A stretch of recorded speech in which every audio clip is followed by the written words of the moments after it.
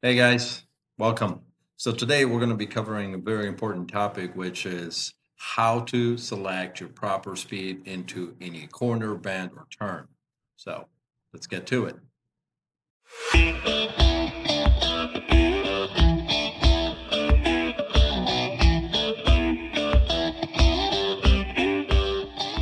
Hey guys, so first things first, don't ever let the rider in front of you ride your bike. What does this mean? Is you do you, let them do what they do. You pick your own line, you pick your own speed. Don't ever get influenced by the guy that is in front of you. They have a completely different line of sight. They see things differently, and if you're just following them, you're basically putting yourself in their mercy. So, and I've seen it happen many times where the guy in the front rides off into the sunset, takes the line, everything's peachy, while the guy behind bites the dust because whatever the reason. So that is a fundamental thing that you're going to learn in a racing school. So don't ever do that unless you're on a track and you're following a control rider. Um, that's a completely different story. The guy is actually showing you the line and it's guiding you and making sure that you do the proper thing. So, okay, the second thing, don't ever look right in front of you. So I actually prepared a short video over here that will hopefully help you realize where you should be looking at. So as you can see right here, this is the area where we should be looking at, not right in front of your tire. The reason why we're looking 75 to 100 yards ahead is it's giving us the time to react to the speed of the corner. We know what's coming up. Any debris or anything happening there. If we're just looking in front of our tire, we've got no time to react. At 70 miles per hour, you're covering 100 feet, 33 yards every second. This gives you, if you're looking in a green box, this gives you approximately 2.5 to 3 seconds. You can actually bring the bike to the stop. If you're looking over here, you got less than a quarter of a second. You just don't have any reaction time. So look ahead, don't look right in front of you. Okay, number 3.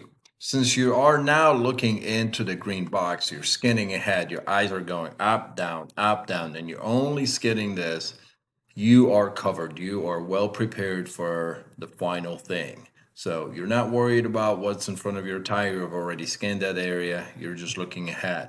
So as you can see, this point of where the yellow line and the white line and the road curves, all this meets together. I call this the closeout point. That's where the road closes up. You can't see past that point. If that point is moving away from you, you can accelerate. If that point is getting closer to you, you need to be slowing down. If it remains constant, you maintain your throttle. So as I play this video, you're going to see how that point is moving. So right now, this point is getting closer. So compare it being close, how close it is over here to how far was it there? That's a big difference. So what I'm going to do here, I'm going to reduce the throttle until I get through the corner. And now I'm moving through the turn. The road opens up. Look how far I can see ahead. I can see quite a bit. So I'm going to open up the throttle and I'm going to accelerate. I can maintain my speed. Right now, this point is remaining kind of constant. I can see basically the lines are merging together. I can see probably half a mile ahead. So that's a substantial distance. I'm comfortable, but as I approach this corner right here, look, I can see quite a bit, but that's about to change in about 2 seconds. Look how much closer this point is right here.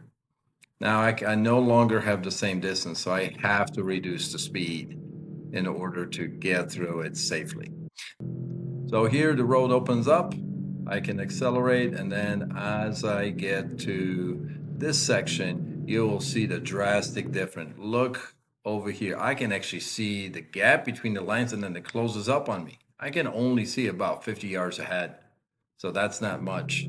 So I need to be slowing down and maintaining my speed as the visibility is about the same. And now look, it opens up so much that I can no longer even see how the two yellow lines are coming together. So that's a big difference. So I've got plenty of room.